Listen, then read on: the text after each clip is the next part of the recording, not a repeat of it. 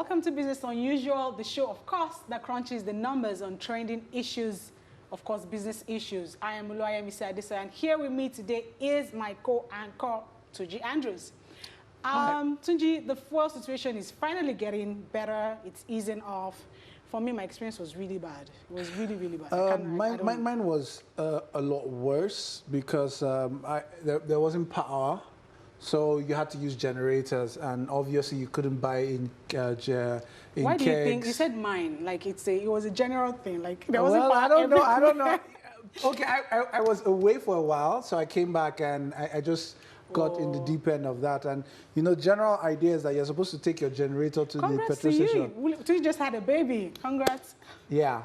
All right, let's get straight to the hot topics. Okay, Nigeria plans a 9% tariff hike for consumer.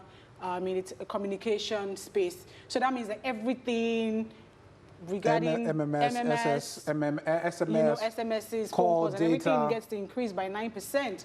And I'm like, we always get the end of this. Stick, yeah. You know, it's always us. I expected this was going to happen, especially if you're looking at the fact that the government is having issues with raising revenue. Of course, I knew taxes was going to be, so everybody's going to start looking at how they can increase their taxes. So everybody's looking inwards now and saying, what can we tax? But I see inwards as consumer words, you know. Yeah, you are the only people they can tax. We just went through the whole stamp. If I was still going through it, the stamp duty, the 50 naira that you get to pay now. Maybe we should tax our viewers. Viewing tax 2%. Exactly, you know, because at the end of the day, you need to pass it on. Pass it on to So someone. if government throws it at you, you also need to pass it on to someone. Exactly. And then, so your calls are going to be 9% more expensive. Yeah. Your data 9% more expensive. Your everything you do, communication-wise, is going to be 9% more expensive.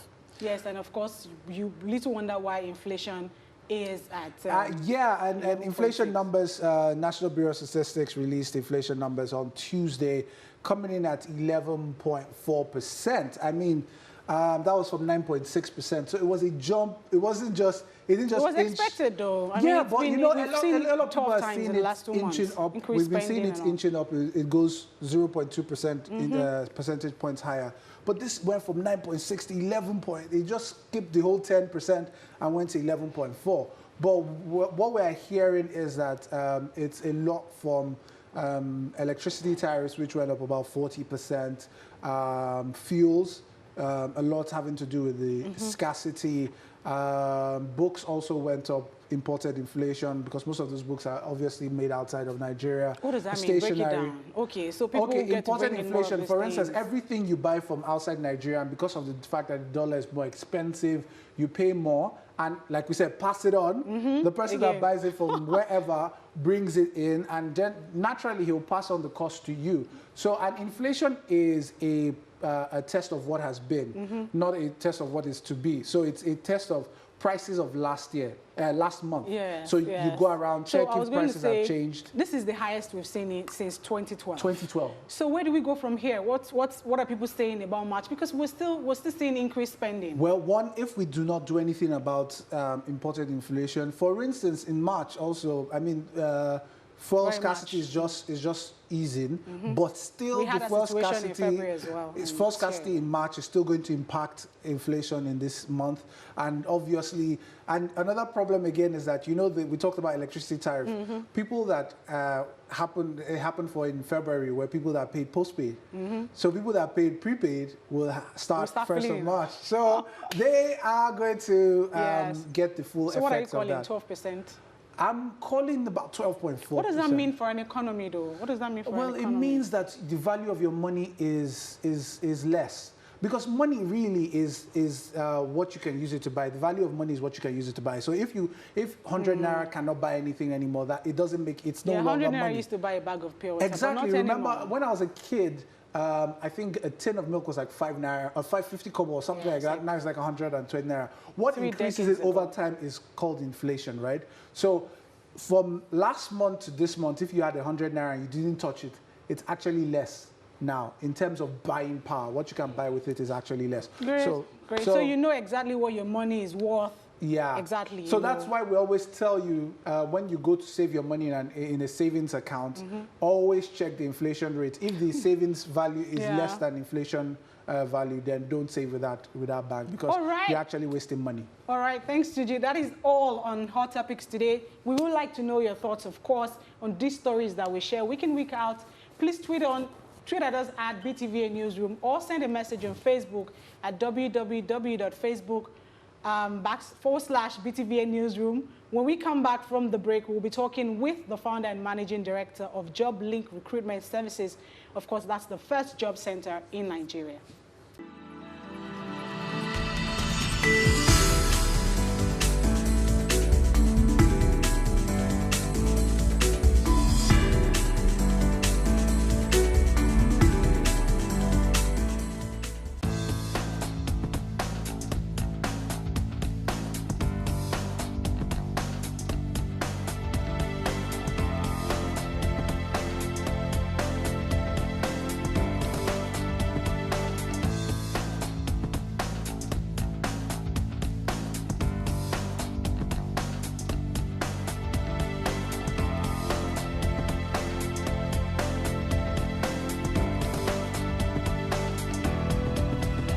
Welcome back to the show, Business Unusual. Of course, it's the show that crunches the number. In a latest report by the World Bank, Nigeria needs to create between 40 to 50 million jobs between 2010 and 2030. And just a few days before that, the federal government announced it will provide about 3 million jobs over the next 3 years. Now, let's talk about feasibility, what needs to be put in place in terms of structures. Still here with me, of course, is my co-anchor, Tuji Andrews. And also joining us is Mary Dinah, founder and MD at Job Link Recruitment. Thank you so much, Mary, for joining us. Hey, thank you. Before I come to you, Mary, first of all, Tuji, we keep hearing these numbers. You know, we need 40 to 50 million jobs within the next 20 years. We need government said they will be providing 3 million jobs within the next 3 years. I mean, how feasible is all of this? When I first heard those numbers, I was a bit... I was taken aback, and I had to tweet at the VP, because the current job creation average is 1.4 million, or no, 1.6 million per annum. So for them to talk about 3 million jobs over 3 years was a bit worrying for me. Are they saying that they want to actually cut the numbers? But no, it's additional 1 million additional per year. So this is going to be private sector led. And so the NESG, that's the National Economic Summit Group, met with the VP and proposed something and said, okay, the private sector is going to push some sectors, create new businesses, and then employ people. But my fear with that is always the sustainability of these businesses, because we are hearing of factories closing down on a regular basis. I saw a report talking about the fact that 2 million people in Kaduna might lose their jobs. Or was it Kano now? I can't remember. But I mean, the challenge we're having consistently is not starting businesses. It is sustaining businesses, because the enabling environment. So you're saying it's possible, but then they need to put structures in place to ensure they sustain the business. Putting the structures in place itself creates jobs. You know, that's how silly it is. Because if you're going to build a rail line from Lagos to Kano, in as much as you're going to try and automate your building processes, there will still be people doing that. There will be an accountant that will need to make sure that the money is in place. There will be a storekeeper to make sure that the nails are together. So that will create jobs, right? But I don't know. Sometimes I think we try to put the cart before the horse. When we hear jobs, I mean, the youth, I'm a youth as well, but we get excited. You know, it's a good thing. But then, while he's saying it's possible, I think we also need to talk about, you know, positioning. Well, I wanted to add to what he said. He's saying that it's possible, and my viewpoint is that it's necessary. It's very important. I mean, if you look at Lagos State, for example, Lagos State has about 10 to 12 million youths. And nationally, we have a 50% youth unemployment rate. So in Lagos alone, there are about 5 to 6 million unemployed youths. So as a nation, we're adding 3 million jobs. It sounds in isolation like it's a lot, but when you look at it, at the number of unemployed youths or unemployed job seekers across the country, it is still not even we're no still the surface, yeah. And so I think we should always look at it in terms of the necessity, and the government is trying their best possible to address that. By the way, 1 million jobs per year is Kenya's target. As well. And you can imagine the vast difference in population. Yes, I have to put that out there. Okay, so let's talk positioning. How should people, in terms of skill acquisition, you know, in terms of the proper training that needs to be put in place, what exactly should people be doing to occupy those positions? Well, my issue is that we have to get people ready. So JobLink, for example, last year we trained 2,000 people on employability skills. This year we have a vision of training 500,000 people. And again, it sounds like big numbers, but even starting with Lagos, that is a very, very small percentage of the number of youths that are unemployed. So when you talk about what people can do to get themselves ready, these trainings are free, completely free for, you know, for anyone that wishes to attend. The first thing they should do is attend. You know, so when the government creates trainings, when companies like myself, you know, put trainings forward, people should come and actually attend it. Also, speaking with employers, we know that for the lower sector, lower tier jobs, the single most relevant reason why people don't get jobs is personal appearance. And we've done the research, and all the time the employers say to us, they send somebody back because the person wasn't presentable. I was going to ask about feedback. Do you get feedback from people that you've trained to say, oh, it worked for me? You know, absolutely. I applied some of the things. Absolutely. And even on our website, we have a success stories page, and we have hundreds of success stories, people's testimonies of jobs that they received, and also the intrinsic things, the things that you can't see, how the training made them feel. You know, if you can engage people, you've already helped them immensely. There's some people that have never been in formal education beyond primary school, and they're still in the labor market because now they're old enough to get a job. Asking them to come for a training and teaching them about teamwork or leadership, personal appearance, communication, those are really key things. And those people then go home and think, wow, you know, these people, they thought about me, they gave me something, they gave me a tool that I can use to better my life. You know what, tomorrow I'm going to get up and I'm going to find something to do. I was going to ask something. I saw somewhere, I was reading about a foreign company which decided to take away first degree as its entry-level criteria, saying that it didn't feel that it was a necessary criteria to get in the best hands. Do you think that that will transcend to Nigeria, where people would say, okay, I'm looking out for capability rather than certification? I agree entirely, and I think that it must. It should and it must. And that's also the role that job centers play. You know, so we're sort of like the mediator. When I talk to employers and they say they want a receptionist and the minimum requirement is a degree, I say no. Why? What about that job requires a degree in chemistry or in economics? My background is hospitality. I have a master's in hotel management. And working at the Marriott in Canary Wharf in London, I probably was the only person in the hotel that had a degree. I know certainly the general manager didn't have a degree. You know, so they used to look at me like, okay. What are you doing here? And you take it too seriously here. Like and then you hear things like an added advantage. You get an added advantage if you have a master's degree or you speak some other languages and all of that. Yeah, I know that it could be specific for certain roles, but when you find that you check like 3 openings and then it's the same thing over and over again, and you wonder why, what exactly people are looking for. No, I stand up to the employers and I say no. You don't need this for this particular job role. I'll find you the best person for this role. They might not have a degree, or they might. And they, you know, they trust us. So it's good to have more and more companies that are really in that gap, that are able to stand up to the employers and say, if you don't need it, don't ask for it. I agree. You talked about training, you know. Obviously, your company as a job center offers training.